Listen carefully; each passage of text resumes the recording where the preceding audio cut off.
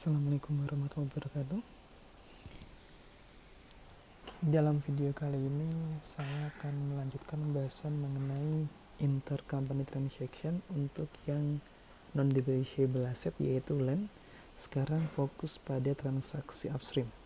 Jadi kemarin kita sudah membahas transaksi downstream, sekarang kita membahas mengenai transaksi upstream, yaitu pada saat P membeli land dari S atau S menjual land kepada P. Jadi di sini artinya adalah di upstream kali ini masih menggunakan contoh yang sama, yaitu kita menggunakan akun land atau menjual land ya di sini. Jadi kalau upstream itu P membeli land dari S. Sama seperti di downstream ya. Karena ada transaksi antara P dan S, maka dari sisi konsolidasi itu bahwa tidak ada transaksi antara P dan S, hanya adanya transfer land dari S ke P. Sehingga nanti pada saat S mencatat gain atau loss, maka harus dieliminasi, dan pada saat P mencatat kelebihan nilai atau kekurangan nilai dari cost-nya, dari cost awal ya, maka harus kita eliminasi. Sama seperti dengan downstream. Ini kita lihat bedanya, yaitu pada saat di tahun setelah transaksi itu baru beda. Untuk yang transaksi di tahun yang sama atau pada saat kita membuat jurnal eliminasi di tahun penjualan atau pembelian tanah, maka antara downstream maupun upstream akan sama, baik menggunakan cost maupun menggunakan equity. Metode yang beda nanti di tahun setelahnya. Ya, kita lihat dulu contohnya langsung. Di sini saham Sinta tadi ya, P membeli 90% saham Sinta senilai 270.000, kemudian terdiri dari capital stock 200 dan RE-nya 100. Kemudian ada net income 70.000 di 2008 dan ada penjualan dari S ke P seharga 50.000 yaitu land. Dan cost-nya adalah 40.000, sehingga akan ada gain sebesar 10.000. Selalu di awal kita akan selalu identifikasi ada tidaknya ekses. Maka di sini identifikasi ekses terlebih dahulu. Oke. Consideration transfernya adalah 270.000, sehingga nanti implied value-nya 270.000 dibagi 90% ketemu 300.000, dan book value dari S adalah 300.000, maka ekses yang dihasilkan adalah 0 atau tidak ada ekses antara consideration transfer dengan nilai book value dari S. Kemudian pada tahun 2008 ya, S menjual tanah ke Prita 50.000, maka S akan mencatat cash ada gain pada land. Cashnya adalah 50.000, gainnya adalah 10.000 dan lainnya adalah 40.000. Sedangkan P akan mencatat land pada cash sebesar 50.000. Dari sisi konsolidasi, maka nanti ada kelebihan pencatatan gain itu sebesar 10.000 karena harus kita eliminasi. Kemudian ada kelebihan nilai dari land juga 10.000.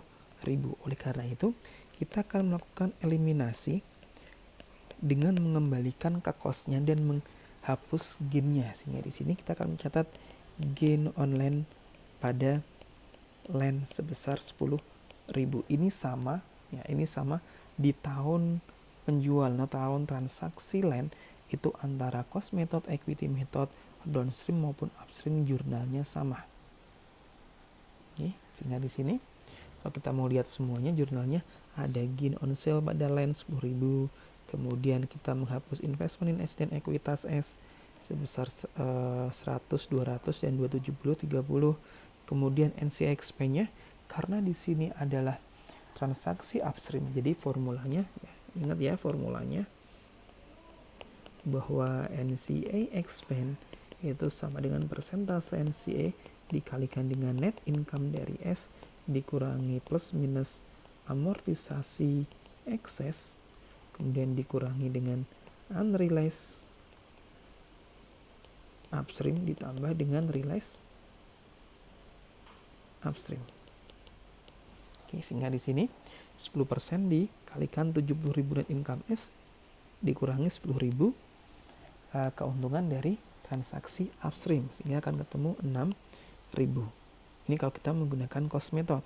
Bagaimana kalau kita menggunakan equity method? Maka jurnal tadi saya bilang cost equity di tahun yang sama itu jurnalnya sama, gain on sale, kemudian ininya juga sama, NCA expense-nya juga sama, yang beda adalah ada income from S-nya. Income from S-nya berarti 90% dikalikan 70.000 dikurangi 10.000 akan ketemu 54.000. Oke, ini untuk memunculkan bagian keuntungan P ya. Bagian keuntungan P.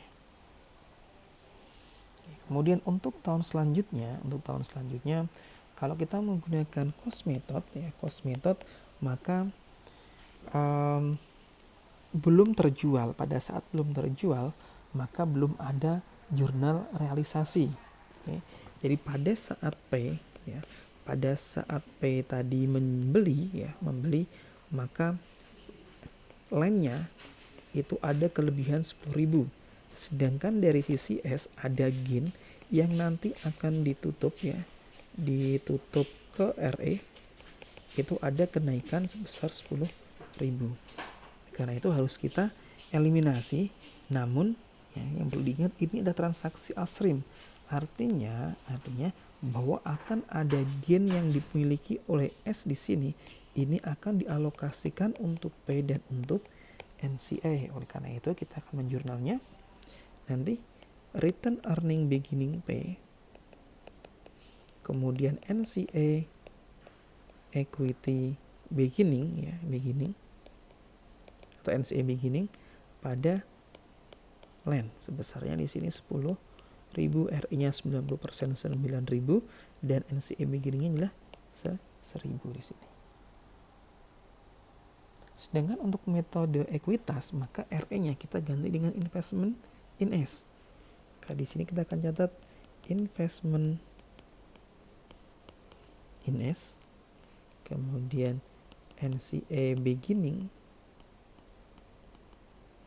dan land-nya 10.000, NCA beginning-nya 1.000 dan investment in S-nya 9.000. Sekarang bagaimana pengaruhnya pada untuk tahun selanjutnya, pengaruh pada NCA expand dan income from S. Pengaruh pada NCA expand dan income from S. Kita asumsikan bahwa di 2010 pada saat dia dijual pada 2009 di sini, pada 2009 ada net income S di 2009 adalah sebesar 100.000. Oke. Konsepnya masih sama selama dia belum dijual ya di sini. Selama belum dijual ke pihak ketiga,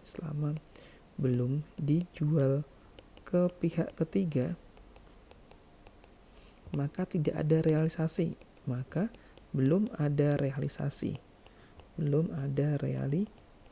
Oleh karena itu tidak ada pengaruh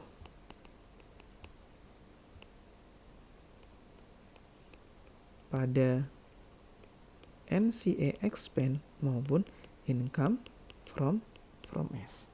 Sehingga untuk menghitung NCA expand-nya masih sama, 10% dikalikan dengan 100.000. Oke, ketemunya 10.000. Dan untuk income from S-nya adalah 90% dikalikan 100.000, ketemu 90.000.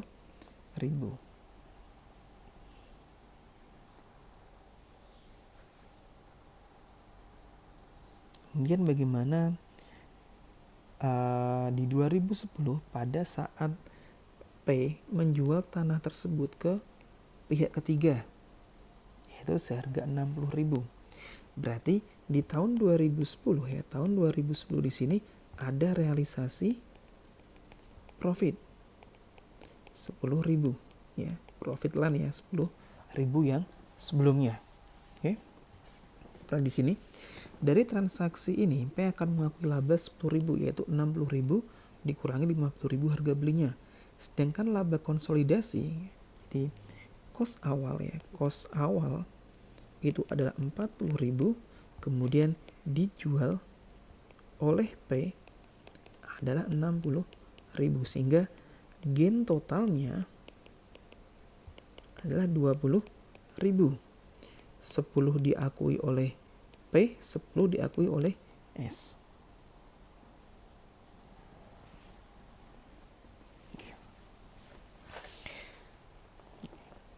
Karena yang miliknya P itu nanti masuk ke net income-nya P ya, berarti yang akan kita yang kita realisasikan adalah unrealized profit yang ada di S. Karena S tadi dimiliki oleh P dan NCA, maka kita bagi menjadi dua, yaitu untuk RE beginning dan NCA beginning. Kemudian kita mengakui gain-nya. Kita nyatetnya REP, kemudian NCA beginning pada gain on online. Inilah jurnal eliminasi kalau kita menggunakan metode cost method. Bagaimana kalau kita menggunakan metode ekuitas? Kalau kita menggunakan metode ekuitas, metode equity, maka nanti diganti dengan investment in S, kemudian NCA beginning pada gain. Investmentnya 9.000, 1.000, dan 10.000.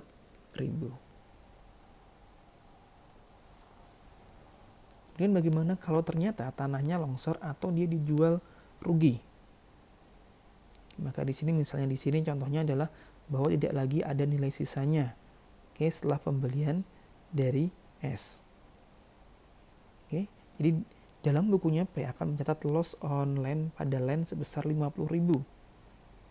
Jadi kalau kita melihat dari awal cost-nya adalah 40.000 dan ternyata di P nilainya menjadi 0, maka secara konsol itu ada loss sebesar 40.000, yaitu 10.000 gain ya, di sini dibagi 10.000 gain dan 50 loss. Ini gainnya untuk S, ini lossnya untuk P. Totalnya adalah 40.000. Sehingga yang akan kita jurnal adalah yang ini, yang punya S. Oke, kalau kita menggunakan cost method, sama di sini ya, sama di sini berapapun dijual, berapapun dia menjadi rugi ya, tetap yang kita catat adalah realisasi unrealized profit sebesar 10.000, REP, NCA beginning, dan gain online. Kalau kita menggunakan metode equity, berarti kita akan nyatetnya nanti investment in S, kemudian NCA beginning pada gain online, yaitu sebesar 10.000, di sininya 1.000, di sininya 9.000.